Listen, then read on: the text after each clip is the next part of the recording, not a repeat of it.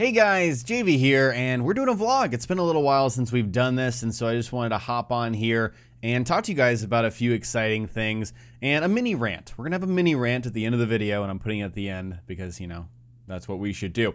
So before we get into this, I just want to say big thank you so much to you guys for all the support lately. I've gotten so many kind comments on my Mass Effect Andromeda content, and I'm really just loving making content lately. It's so much fun.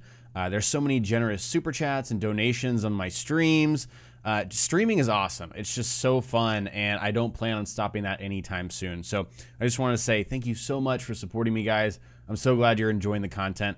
And yeah, we've got a lot of things to get into today. I've got notes. If you've watched me for a little while, you know that I do this on my vlogs. So let's get to it. So I just this morning launched a Discord server, and I've got a link below. It's completely open to anyone that wants to join and come hang out. So if you don't know what Discord is, it's a free chat if you want to interact with me further or other viewers that you meet on my streams or on my videos that you talk to. There's kind of a little community forming, and it's really awesome. I've got a core of like 250 to 300 people that always show up to my streams, which is awesome. And, you know, we've gotten to know each other over a little bit of time since Andromeda's come out, and further back than that. But yeah, people make friends, they interact with each other, but maybe want to interact more outside of just the times that I stream. And and this isn't just for those who watch my streams, this is for anyone. So if you like to watch my videos and want to interact with other people that like to watch my videos as well, just want some people to talk to, hang out with, that is what Discord is for. It's a text-based server. I don't know if there's video integration. I don't know a lot about Discord, so I'm still learning too. But I've launched it. Again, link in the description below if you want to join and come hang out with us. Right now, there's a general chat, just one chat, and that's completely free. I'm going to be adding another chat that's kind of a tier up for moderators on my streams, Patreon, which is something we'll talk about in a little bit.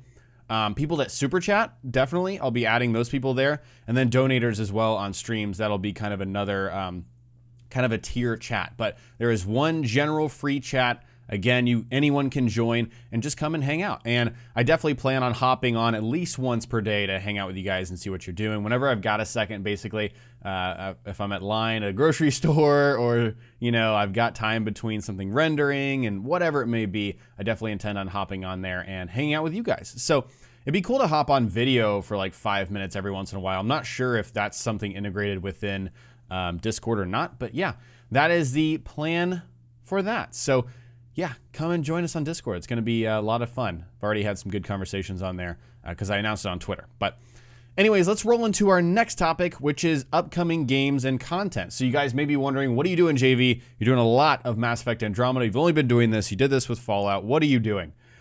So in terms of video content, Mass Effect content will continue through the end of my playthrough. And actually, our stream playthrough should wrap up by the end of this week. So we stream on Tuesdays, Wednesdays, not Thursdays, Fridays, and Saturdays. We stream Tuesday, Wednesday, and then Friday, Saturday. Those are our streaming days. And I think that's enough time to do everything. I'm fairly sure, because I think we're about 74 hours in. That would put us at 90 hours, and I've heard that 90 hours is a pretty good mark for getting as far as we can in terms of 100%. There are some things that are buggy or glitchy. But yeah, we're going to keep having Mass Effect Andromeda content on the channel, a mix of commentary and guides as I've been doing. I've got a lot of post-playthrough commentary ideas, and those things will be coming. But yeah, that's the plan for the next week and probably the week after that. But fairly soon, I believe next week, I'm going to start with Prey. Prey pre-release content. I'm very excited to play Prey. It's coming out on May 5th, I want to say. It's a cross between BioShock and Dead Space to me, developed by the people who made Dishonored. I mean, just think of that. Like, what just came out of my mouth sounds amazing and very exciting. So I can't wait to play that game. And yeah, we're going to have some pre-release content for that. So we're going to kind of be doing a little less Mass Effect. It's not going to phase out immediately, but we will be moving on. So definitely expect that. In terms of streaming, we'll have a little bit of a gap as well. And I don't know what I'm going to stream after this week. Like I said, I think we're going to wrap up Andromeda after this week. I could stream Overwatch, something else. I don't really know. I definitely want to keep streaming on those days that we have on our schedule, even though there's not a specific game that I want to play. However, I do have 2 games on my radar to stream. The first one is Outlast 2. That comes out on April 25th. I could not play the first Outlast. It scared the shit out of me. So However, I feel a lot more comfortable streaming scary games with you guys than just playing them headset on, lights off by myself. So yeah, we're going to stream Outlast 2 starting on April 25th. That'll be a lot of fun. And then we're going to stream Prey, of course, which comes out on May 5th. I think that's enough of a gap where we should be able to get through Outlast 2.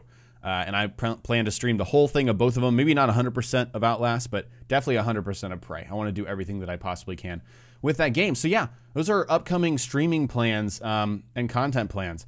And I hope you guys are excited, and I'm totally open to suggestions, things you guys would like to see. On my own time, I've been trying to play through Persona 5, and this is something I've talked about before. It's very hard for me to get into JRPGs, but it's hooking me a little bit. It's like I didn't want it to because I've got this stupid prejudice against games that I'm not used to. It's not, you know, about it being Japanese. It's about just the way it's presented and random conversations and things that don't seem to be relevant or even important.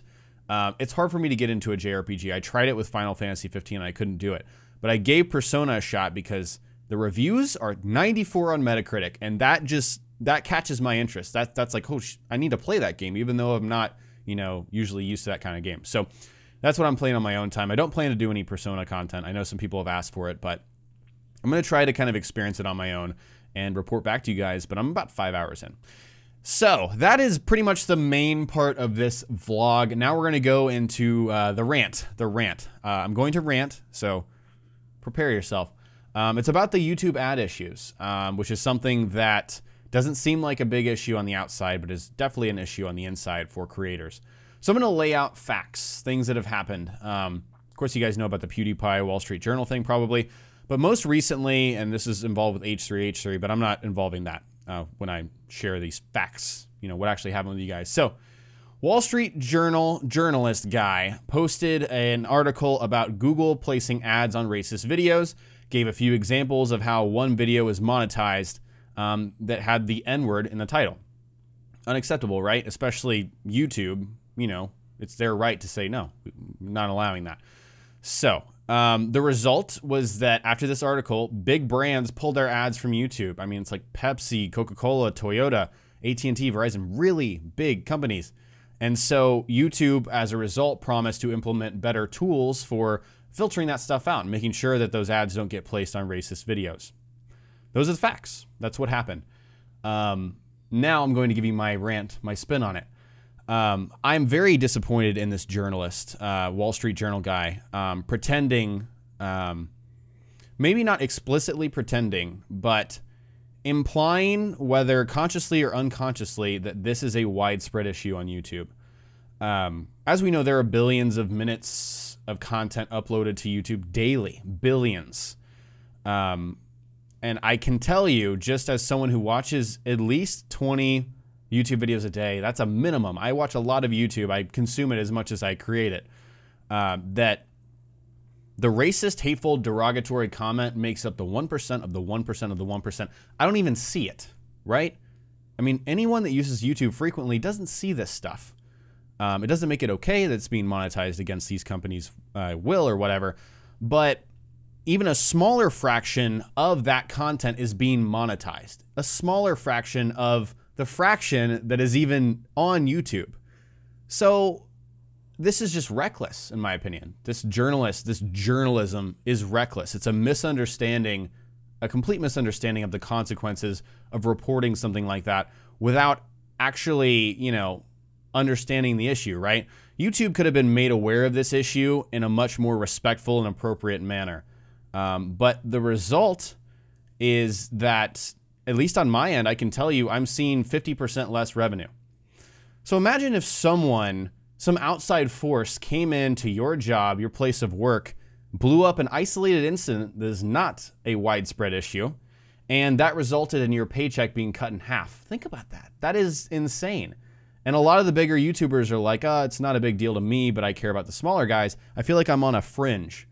And it's not that this is something that's going to force me to move out of where I live or, you know, cut off the internet, the electricity. It's nothing like that for me. But it's significant. And the result is that I feel less comfortable with YouTube overall as a source of income. My primary source, my breadwinning, you know, paycheck that pays my rent, right?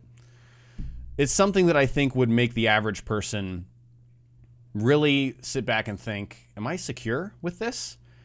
And so the result is that I feel less comfortable with YouTube, and the fact that an outside force can suddenly come in and dictate the revenue that I have.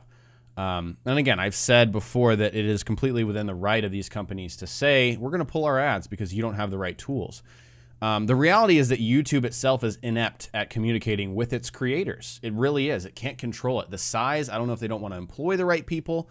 They've been trying, but they are inept. They don't know what they're doing, and they don't have the proper tools.